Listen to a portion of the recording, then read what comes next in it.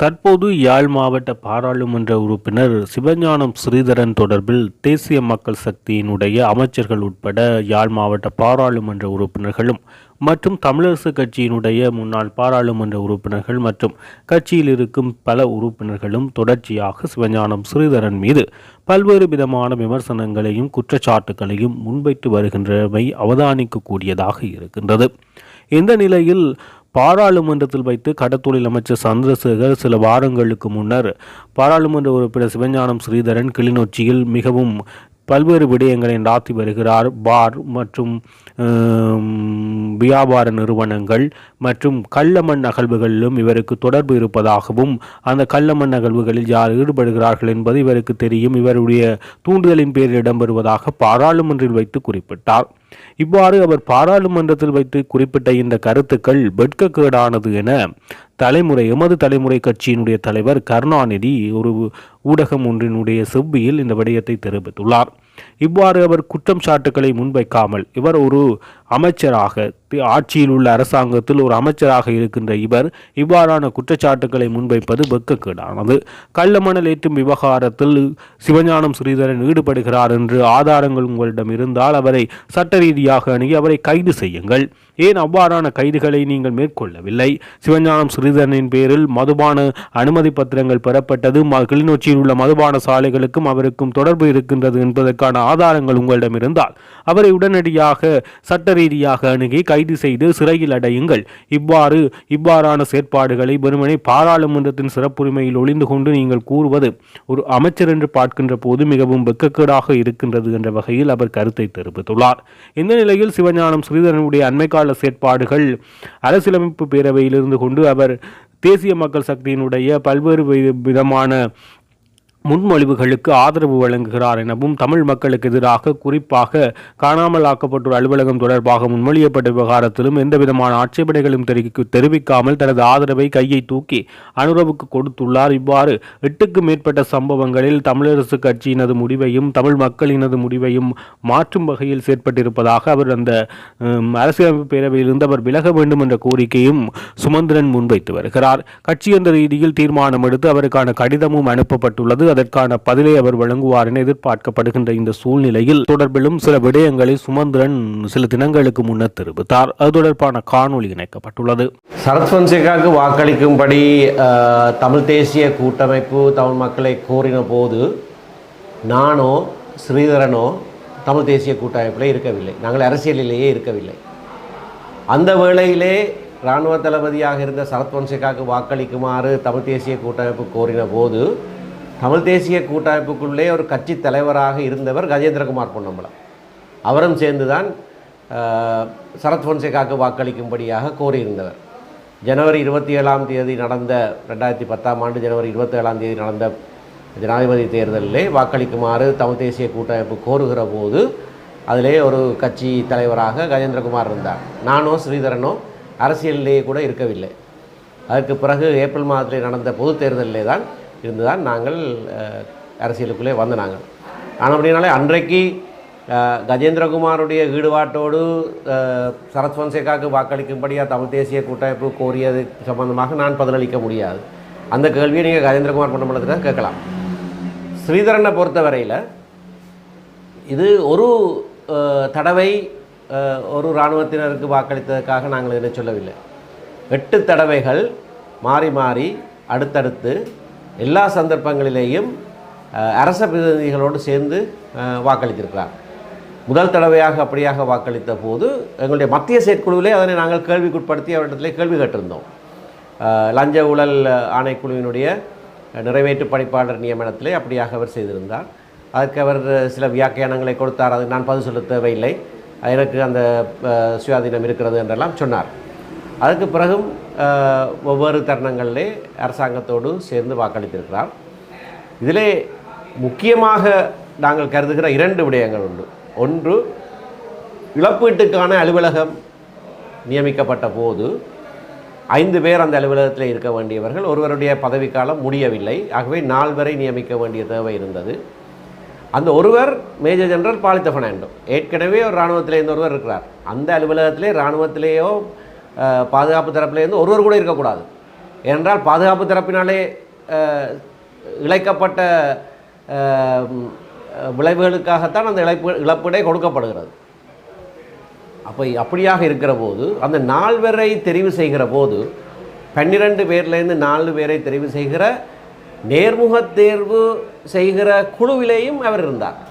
அரசியலமைப்பு குழுவில் மட்டுமில்லை, அரசியலமைப்பு பேரவை நேர்முக தெரிவு செய்வதற்காக இன்னொரு 4-5 பேரை கொண்டு ஒரு சிறிய குழுவை நியமித்திருந்தது. அதிலேயும் அவர் இருந்தார். அதில் இருந்து அந்த 4 பேரில் 2 பேர் பாதுகாப்பு பின்புலத்தை கொண்டவர்கள். ஒருவர் கடற்படை தளபதியாக இருந்தவர், இன்னொருவர் பாதுகாப்பு அமைச்சருடைய மேலதிக செயலாளர். காணி சம்பந்தமான விடயங்களிலே எங்களுடைய காணி அபகரிப்புகளுக்கு மிகவும் முக்கியமான பங்கு வகித்த ஒருவர். அந்த இருவரையும் அந்த 4 பேரிலே இருவராக தெரிவு செய்திருந்தார். அந்த தெரிவுகளை அரசியலமைப்பு பேரவையும் அங்கீகரித்து ஜனாதிபதிக்கு அந்த பெயர்களை அனுப்பியிருந்தது. அப்படியானால் 5 பேரில் 3 பேர் பாதுகாப்பு தரப்பை சேர்ந்தவர். அரசியலமைப்பு பேரவையில் வாக்களித்தது மட்டுமில்லை, அவர்களுக்கு மார்க்ஸ் போட்டு இன்டர்வியூவில் செலக்ட் பண்ணதும் வேறொரு ஆள். இப்போ இதை பற்றி நாங்கள் கேள்வி கேட்ட போது நான் அப்படி செய்யவில்லை, நான் கடைசி கூட்டத்துக்கு போக இல்லை, நான் என் எதிர்ப்பை பதிவு செய்து நான் எல்லாம் சொன்னார். அவர் சொன்னதை வைத்து நாங்கள் கட்சியாக ஜனாதிபதிக்கு ஒரு கடிதம் எழுதினோம். அந்த இருவரையும் நீங்கள் நியமிக்கக்கூடாது, இது மிகவும் மோசமான செயல் என்று சொல்லி நாங்கள் கட்சியாக ஏகமனதாக அவரும் இருக்கத்தக்கதாக ஒரு தீர்மானம் எடுத்து ஜனாதிபதிக்கு கடிதம் எழுதினோம். ஆனால் எங்களோட கடிதத்தை மீறி ஜனாதிபதி அவர்களை நியமித்து விட்டார்.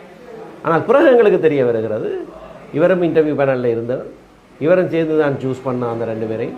அது மட்டும் இல்லாமல் பிறகு அது அரசியலமைப்பு பேரவையில் இருந்த அந்த பெயர்கள் ஜனாதிபதிக்கு அனுப்பப்பட்ட போதும் இவர் தன்னுடைய சம்மதத்தை தெரிவித்திருக்கிறார். அதுக்கு எதிர்ப்பு தெரிவித்தவர்கள் அங்கே இருக்கிறார்கள், சிவில் சமூகத்தைச் சேர்ந்தவர்கள் எதிர்ப்பு தெரிவித்திருந்தும் இவருடைய வாக்கினாலே அது நியமனம் நடைபெற்றிருக்கிறது. அதற்கு பிறகு கணக்காளர் நாயகம் நியமனத்தில் பார்த்தால் 4 தடவைகள் ஜனாதிபதியுடைய பிரேரணைக்கு ஆதரவாக வாக்களித்திருக்கிறார். அந்த 4 தடவைகளும் சிவில் சமூக பிரதிநிதிகள் 3 பேருமே எதிராக வாக்களித்திருக்கிறார்கள். எதிர்கட்சியைச் சேர்ந்த 2 பேரும். ஆனபடினால அது நிறைவேறவில்லை. 5 பேர் எதிராக வாக்களித்திருக்கிறார்கள் ஒரு கோட்பாட்டின் நிமித்தமாக. அப்படி இருக்கிற போது அரசாங்க பிரதிநிதிகளோடு சேர்ந்து இவர் வாக்களித்திருக்கிறார். அதில் இறுதியாக அது 4 இறுதியாகத்தான் ஒரு இராணுவத்தை சேர்ந்த ஒருவர், அதுக்கு மேலே ஜனாதிபதியிட சிநேகிதர் ஒருவர், அப்படியான சில முன்மொழிவுகளுக்கும் ஆதரவாக வாக்களித்திருக்கிறார். இதில் இராணுவத்தைச் சேர்ந்த OR ராஜசிங்க கேர்னல் நிலையில் இருக்கிறவருக்கு சார்பாக வாக்களித்திருக்கிறார். 5-4 என்ற ரீதியில் இந்த 4 முன்மொழிவுகளும் தோற்கடிக்கப்பட்டிருக்கின்றன. ஆனால் எதிர்கட்சியை பிரதித்துவப்படுத்துகிற உறுப்பினராக இருந்து கொண்டு, அதாவது பிரதான எதிர்க்கட்சி தவிர்த்து மற்ற அனைத்து எதிர்க்கட்சிகளையும் பிரதித்துவப்படுத்துகிற உறுப்பினராக இருந்து கொண்டு முற்று முழுதாக இந்த 8 தடவைகளும் அரசாங்கத்தினுடைய முன்மொழிவுகளுக்கு தலையசைத்து வாக்களிப்பது சம்பந்தமாக பாராளுமன்றத்திலே கேள்வி எழுப்பப்பட்டிருக்கிறது. சாமர சம்பத் தேசநாயக்க என்கின்ற பாராளுமன்ற உறுப்பினர் லஞ்ச ஊழல் ஆணைக்குழுவில் இவருக்கு எதிராக முறைப்பாடுகள் இருக்கிறது, அதனை மூடி மறைப்பதற்காகத்தான் அரசாங்கத்தினுடைய பிரதிநிதிக்கு இவர் ஆரம்பத்திலே வாக்களித்திருக்கிறார் என்றெல்லாம் ஒரு கேள்வி எழுப்பியிருக்கிறார் பாராளுமன்றத்திலே. ஆகவே இந்த சூழ்நிலையிலே தமிழ் மக்கள் உடைய பிரதான கட்சியைச் சேர்ந்த ஒருவர் இந்த மற்ற பின்புலங்களை எல்லாம் ஒரு பக்கத்தில் வைத்திருந்தாலும் இராணுவமயமாக்குதல், அதாவது இந்த சுயாதீன ஆணைக்குழுக்கள் இராணுவமயமாக்கப்படுதலுக்கு ஆதரவாகவும் செயற்படுகிறார் என்கின்ற ஒரு பாரிய குற்றச்சாட்டு இருக்கிறது. அவர் இன்னும் அதனை மறுக்கவில்லை. மாறாக கஜேந்திரகுமார் பொன்னம்பலம் பகிரங்கமாக சொல்லியிருக்கிறார், அப்படி வாக்களித்ததாக என்னிடத்திலே அவர் ஒப்புக்கொண்டிருக்கிறார், அவர் மன்னிப்பு கேட்க வேண்டும், அதை திருத்த வேண்டும் என்றெல்லாம் கஜேந்திரகுமார் பகிரங்கமாக சொல்லியிருக்கிறார். திரு ஸ்ரீதரன் அதை பற்றி எதுவும் சொல்லவில்லை. இது எல்லாவற்றையும் ஆராய்ந்து தான், ஒரு சம்பவத்துக்காக நாங்கள் கேட்கவில்லை, எல்லாவற்றையும் ஆராய்ந்து தான் உங்களையும் சங்கடத்துக்கு உட்படுத்தாமல் எங்களுடைய கட்சியையும் சங்கடத்துக்கு உட்படுத்தாமல் அதில் இருந்து நீங்கள் விலகி இருந்தது நல்லது என்று அவருக்கு சொல்லியிருக்கார். அதேபோல் சிவஞானம் ஸ்ரீதரனும் தமிழ் மக்கள் தொடர்பான பிரச்சனைகளிலே நாங்கள் இப்பொழுது அதீத கவனம் செலுத்த வேண்டும், ஏனையவர்கள் பல்வேறு விதமான பேச்சுக்களை பேசுவார்கள், அதையெல்லாம் இப்பொழுது காதில் போட்டு கொண்டிருக்க முடியாது, எமது தமிழ் மக்களுக்காக உழைக்க வேண்டிய நேரம் இது எனவும் ஐக்கிய நாடுகள் சபையினுடைய முக்கிய தீர்மானம் தொடர்பிலும் அவர் சில கருத்துக்களை தெரிவித்தார்.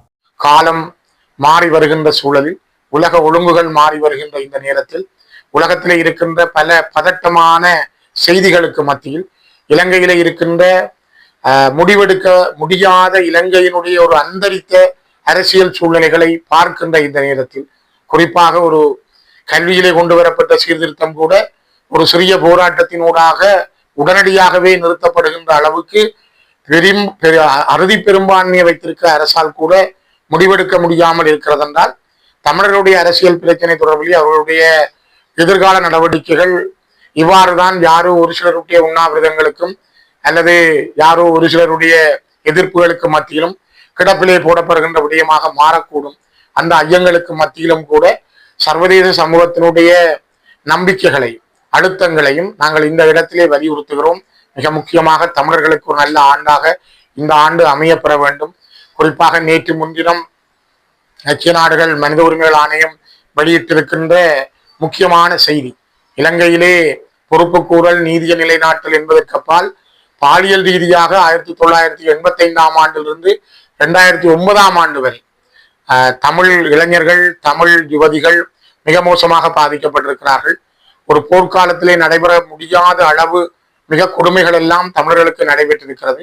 அவ்வாறான அந்த போர்க்கொடுமைகள், பாலியல் கொடுமைகளை தாண்டி இலங்கை இன்னும் அது பற்றி ஒரு தீர்க்கமான தெளிவான எண்ணங்களுக்கு வரவில்லை என்ற குற்றச்சாட்டை மிக தெளிவாகவே ஐக்கிய நாடுகள் மனித உரிமைகள் ஆணையம் தன்னுடைய செய்தியாக வெளியிட்டிருக்கிறது. ஆகவே இந்த செய்தி என்பது இலங்கைக்கான ஒரு அறிவுறுத்தல். ஏற்கனவே 2015 ஆண்டு கலப்பு பொறிமுறையூடாக தீர்வுகளை காணுகிறோம், எட்டுகிறோம் என்று சொன்ன அரசாங்கம் மாறி மாறி வந்த பொழுது, இந்த அரசாங்கம் அதனை எதிர்த்து கிடப்பிலே போட்ட பொழுதும், இந்த அரசாங்கத்தின் காலத்தில் இங்கே பாலியல் ரீதியான தொடர் குற்றங்களும் தமிழர்கள் மீதான இனக்குற்றங்களும் தமிழர்கள் மீதான இன அழிப்பும் தொடர்ந்த வண்ணம் தான் இருக்கிறது என்பது தெளிவாக சொல்லப்பட்டிருக்கிறது.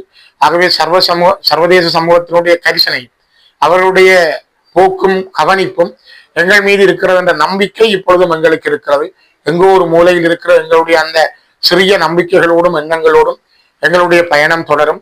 நாங்கள் தேசிய இனமாக, தமிழ் தேசிய இனம் தன்னுடைய விடுதலை பயணத்திலே மிக தெளிவோடும் நம்பிக்கையோடும் எதிர்காலம் பற்றிய ஒரு நல்ல நோக்கோடு, தூர நோக்கோடும், தெளிவான பார்வையோடும், பொறுப்போடும் நாங்கள் எங்கள் பயணத்தை தொடர இந்த ஆண்டு நல்லதாக அமைய வேண்டும் என்று இயற்கை என்னும் இறைவனை வேண்டி எல்லோரையும் மீண்டும் வாழ்த்துகிறேன்.